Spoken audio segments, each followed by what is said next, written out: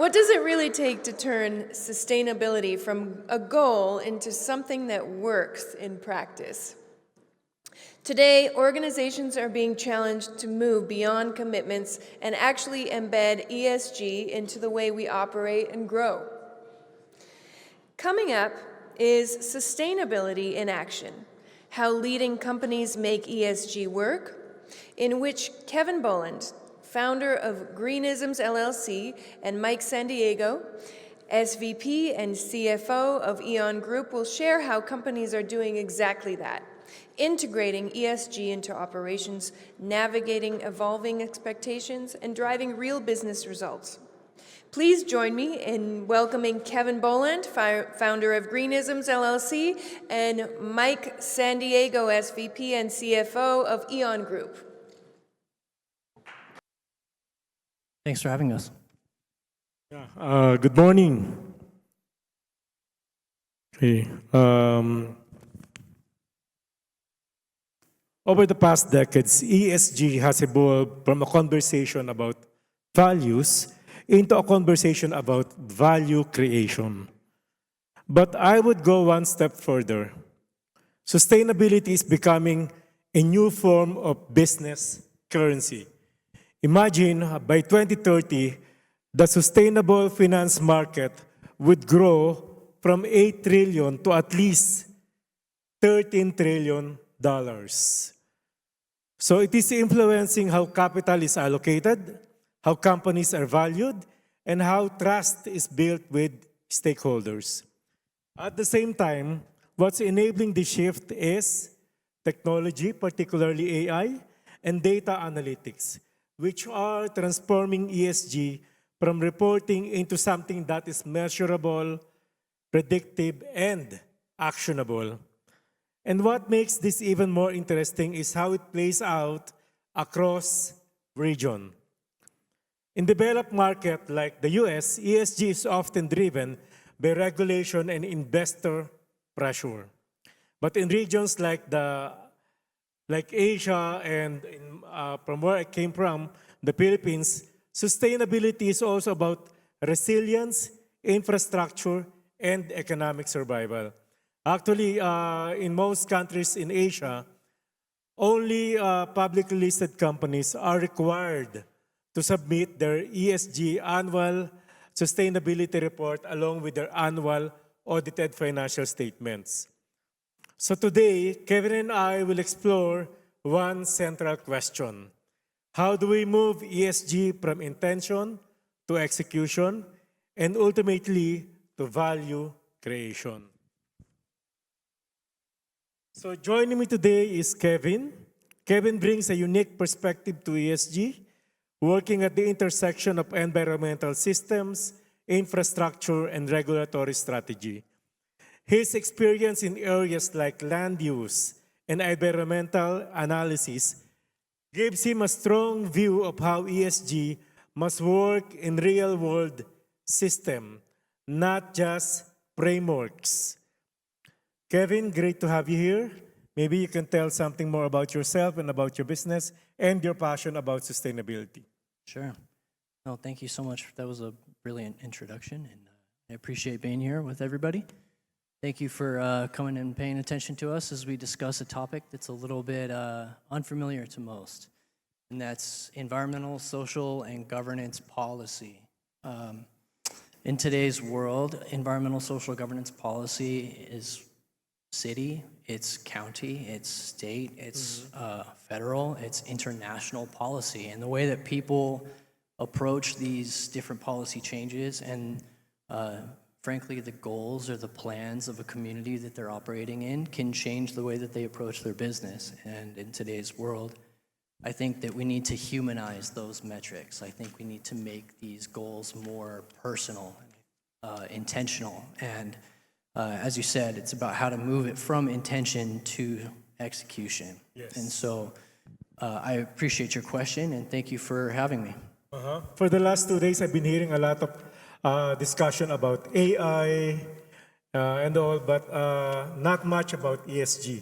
Even when I was in a conference in Bangkok, the audience was asked, what is your priority as a finance leader right now?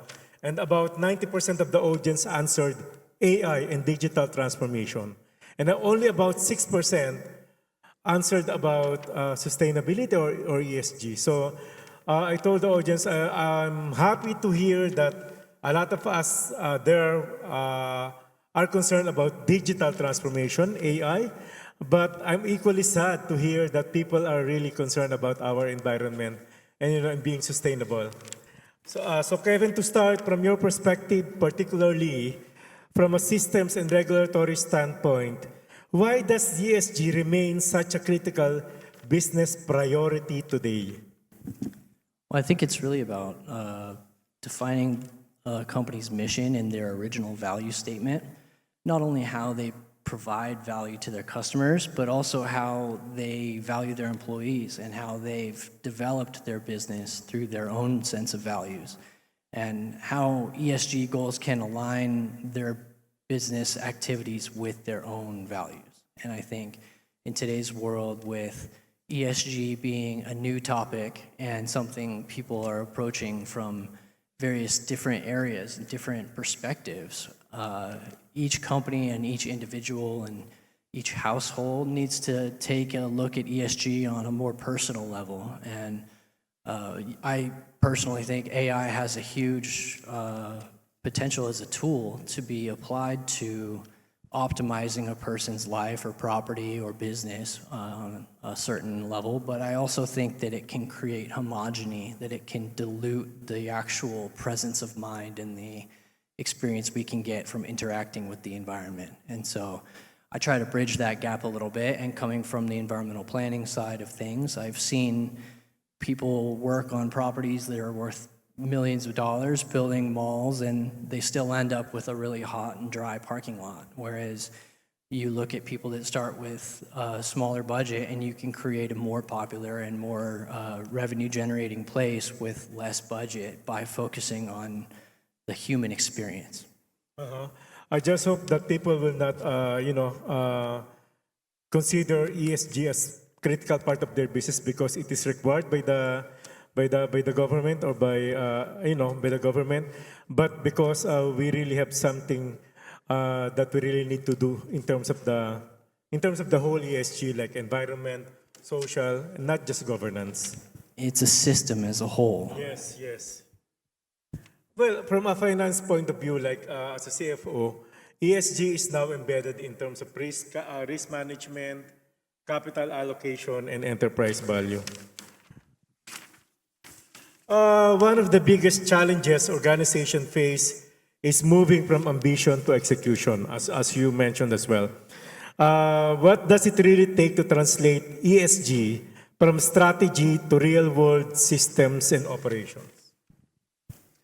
Well, I guess, again, it depends on the company you're working with. And I mean, in my case, I've worked with individuals who are just starting a company from the ground up, looking at paperwork and just how to get through day-to-day struggles of what to do next. And I mean, even in my own life, in bootstrapping and the journey is like, how do you prioritize your resources and your time? And how do you approach your audience in a way where you know that you can grow at a rate that you can handle? And we talked earlier in a different conference session, or they talked earlier, about how you can get too much and almost drown in too much income or too much influence. And as the session before us was speaking about using your influence, I think that that's important, but there's a balance there as well, that you've got to remember what your roots are and what your values are to start with. And so I believe ESG is moving more from the metrics and the corporate language side of things to an area where it's human-centered and values-oriented and where it's about the human experience. Yeah, I think whether you're working for a multinational or corporation or just you're just working individually, I think two things. Number one, we have been talking about the leadership in the organization, so we really have to make or to get the buy-in of all the leaders in the organization. And I agree with you, just like the session a while ago about influence. We really need to use our influence to convince other people to really consider ESG or take ESG very seriously, because there's no way to really, grow our business and impact our GDP or the world's GDP by just setting aside the ESG. Okay.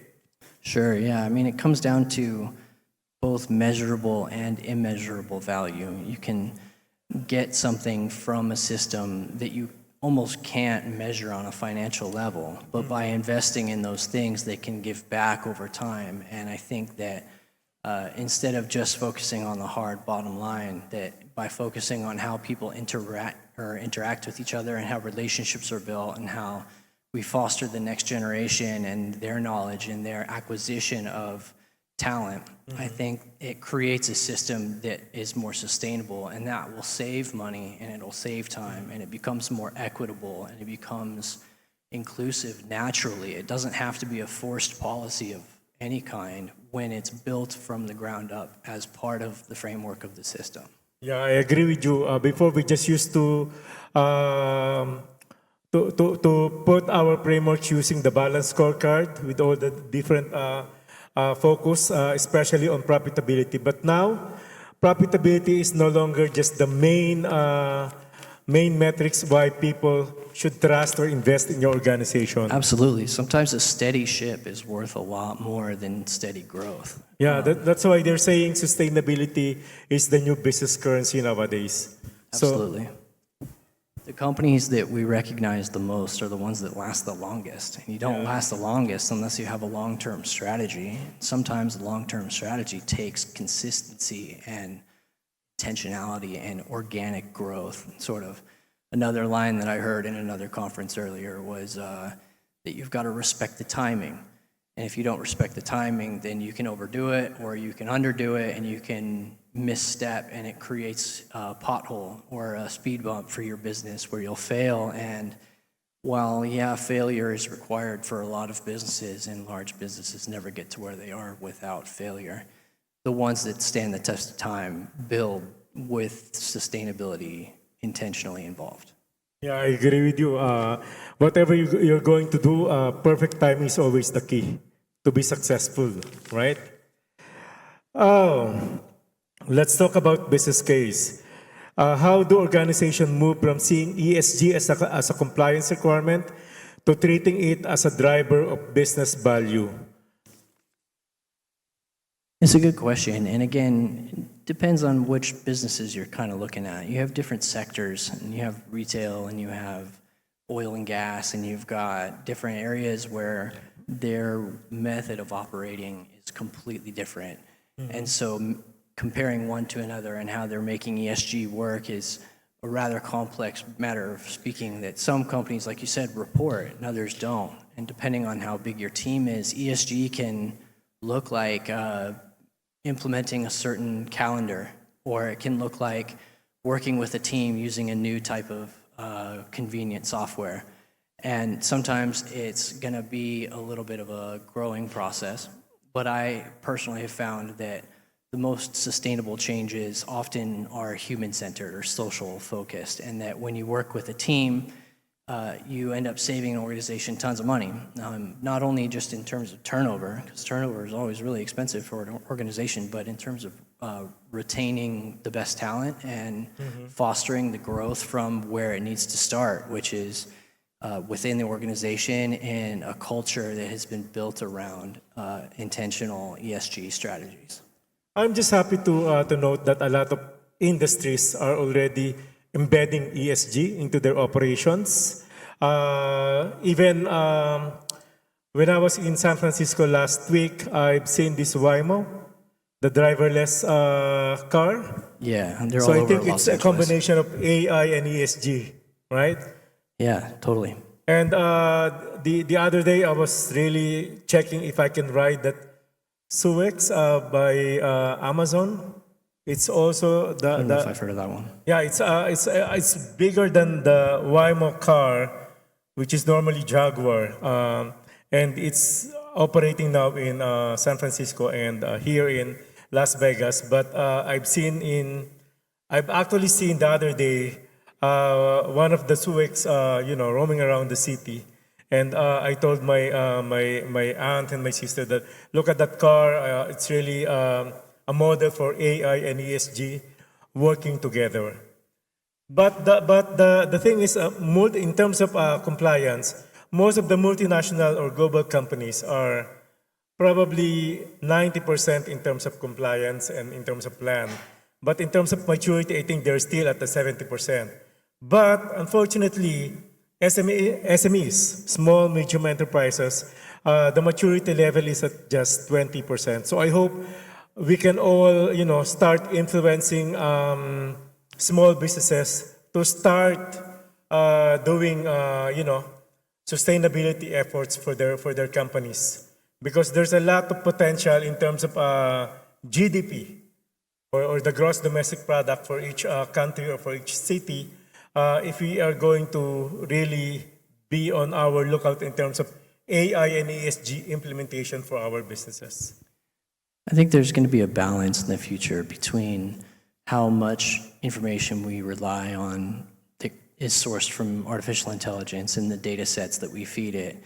But also, there needs to be a certain level of perhaps social engineering where we move away from the negativity that can sponsor what, again, like a past panelist was mentioning, was the attention economy, and how people can feed these reinforced cycles, and it almost creates what I was speaking earlier with my wife about, these sort of dichotomous social situations where people can be really different in terms of how they react online than how they are in person. And I think that ESG is going to start bringing people closer together in a closer knit circle. And I think it's built around local community. It starts from your doorstep and goes outwards. It's not necessarily a company metric for 20% cuts. It's about how you can make your life and your experience more intentional. And that's where I totally agree with the past panelist, and what she was saying is that it's about building a life that you can get behind. You want to get behind something that you can enjoy on a day-to-day basis. If you're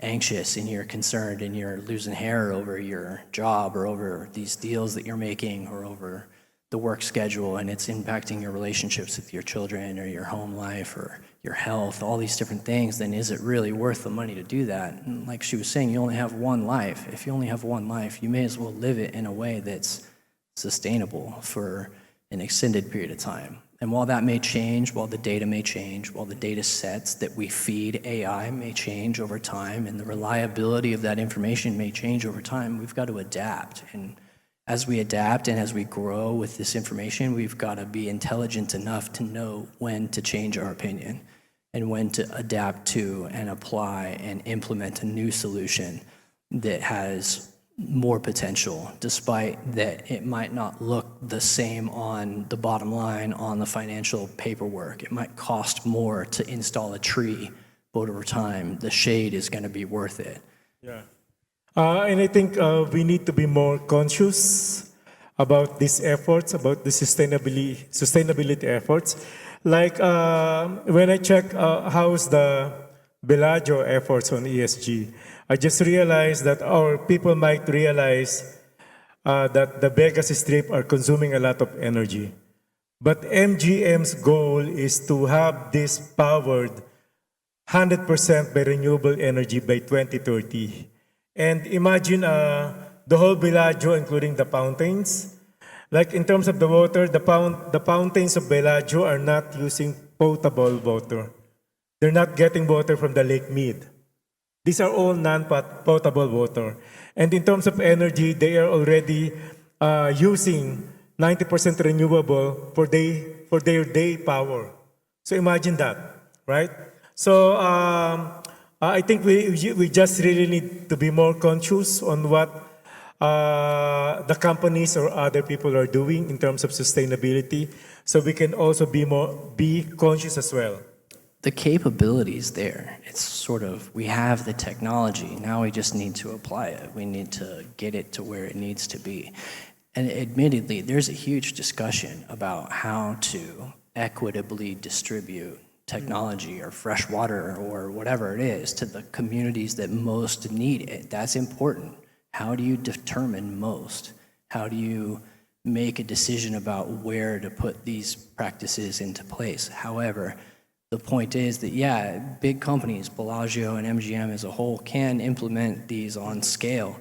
And each business might have a different scale to work on, a different level that they can play at, but each little step can count, and it's about a behavior that allows them to facilitate their overall mission. And the Bellagio's obviously had a pretty similar mission for an extended period of time. It hasn't changed a lot in the last 50 years since it's been built or whatever, that, you know, the Bellagio can still look and operate and feel like a luxury experience, but it can also be sustainable or powered by renewable energy, or it can also be productive on a sustainable level towards goals that it might not have achieved just yet, but through future investment and through recognizing the value of the human experience, they've been able to make changes that are effectively invisible to their average customer. And that sustainability is very valuable.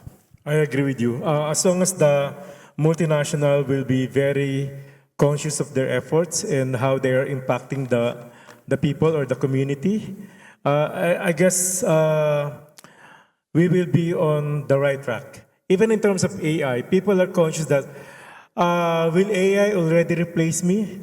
I guess not yet, right? They're here to mimic the way we think for now.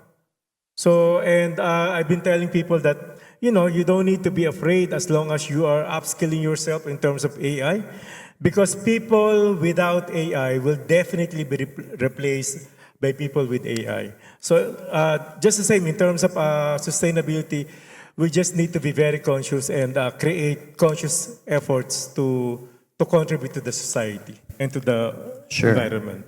Yeah, I mean, AI isn't necessarily the enemy. It's a tool, and it's how you use the tool that becomes nefarious. And if data centers are powered 100% by renewable energy, that's awesome. I mean, that means that we can multiply our efforts using AI in ways that are, prior to this in human history, would have been considered impossible or miraculous. As they say, AI is the enabler of sustainability or ESG, and ESG is the governor of AI.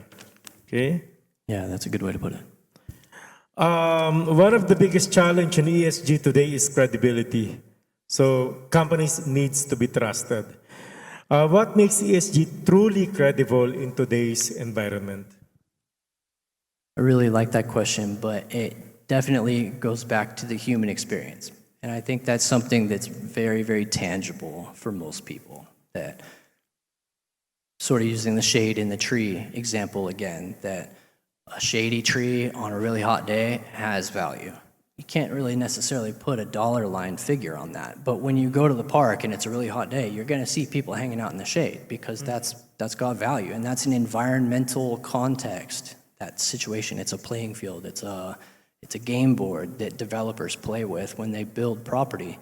And I think a lot of the times they ignore this potential future story that's involved with their property, with where the customer or where the client or where the resident or where the business or where the employee is living on this property or working on this property or being on this property, and how does it actually translate to their experience. And as your question kind of points to, that the human experience is where you can find definitive value, that like you can say this environment is less noisy, this environment is less of a fire hazard, this environment does not have any air contamination. And by saying those things, it's a firm pin that says this is safe or this is credible. And that credibility statement is incredibly valuable in reports and in governance and in policy. And I think creating ways to measure that is becoming easier with AI. And it's also becoming a lot faster. That's true, because experience will establish the trust as well as the credibility of the company trying to, implement their so-called ESG efforts. So I agree with you. Experience is very important. And how can you influence people if they are not experiencing what you are trying to promote, right? Or what you are trying to sell to them? So at the end of the day, they will just regard your efforts as just press release. To just, Sure. Yeah, there's sort of a dilution happening with digital content. I think that one of the things that ESG could use better PR is, or where ESG could use better PR is the human experience of being in the moment and not worrying about your digital footprint, not stressing out about taking a photo of your meal, and not being an influencer in the moment of trying to copy your life from real life to digital life. And I think ESG is about, I guess the younger generation says touching grass. You got to go outside and you've got to like touch grass. You've got to involve yourself in the garden or at the park or in the environment somehow, go kayaking. And that environment doesn't have to be captured digitally. It's not supposed to be. It's about where you are, and it's a way for you to be more present-minded. And I think it helps on an educational level. It helps on a health level. It helps for technology because it gives you a dichotomous break from behind a screen to just being in nature. And I think that helps people. I've helped people with that before. And I think that each of these segments in this conference, whether you're a CEO or whether you're a health executive or a teacher, I think everybody has something that they can learn from sustainability and ESG, even if it's just the mindset behind how creating and fostering a positive social environment has benefits that are way beyond financially measurable. Well said, Kevin. I just hope that we can really influence more people to start be conscious about sustainability, especially the leaders in our organization. So if there's one takeaway from today's discussion, it's this: ESG is no longer about intention; it's about execution, data, and value creation. And increasingly, it is being shared by two powerful forces: sustainability as a new business currency, and AI as the enabler of insight and action. Last word for the audience, Kevin?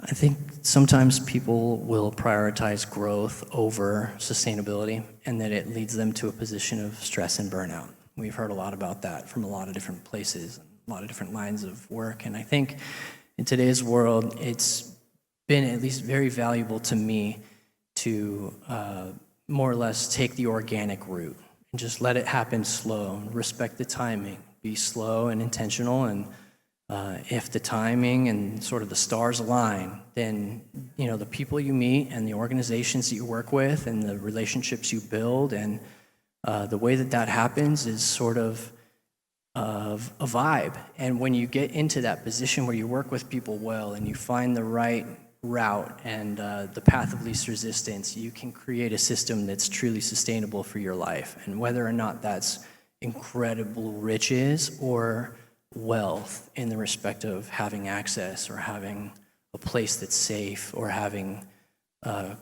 clean clothing and your own place to do your laundry or safety and security with family. There's different ways to measure wealth, and there's different ways to measure how you can attain that. And I think people get fixated in the finance world on like the dollar figure and how you can cut costs by a specific percentage. But I think that sometimes the best route might be adding a little bit. You add something and then you open up the door to a life that was previously completely unavailable to somebody you work with, and that enabling process, that process of speaking into somebody's life or educating somebody, or that process of building somebody up can really lead to incredible opportunities. And that putting yourself out there takes a little effort and time, but in the process of doing so, it leads you to great places. And so as a closing statement for myself, I would like to thank my wife, Rebecca. I'm thankful for her and her support. And she's my first sustainable venture as a custom design bespoke clothing designer. And we've presented at New York Fashion Week twice, and it's been a huge pleasure to just grow with her and experience new things. And this process has been a learning opportunity for us both, and I think that's where sustainability really shines, is when people learn and see how making small changes can lead to really enriching rewards. I just hope people would really realize that sustainability is the new business currency. So as you were saying, what's the use of wealth if you don't have the environment? Right? Absolutely. Thank you very much. Thank you for having us. Appreciate you.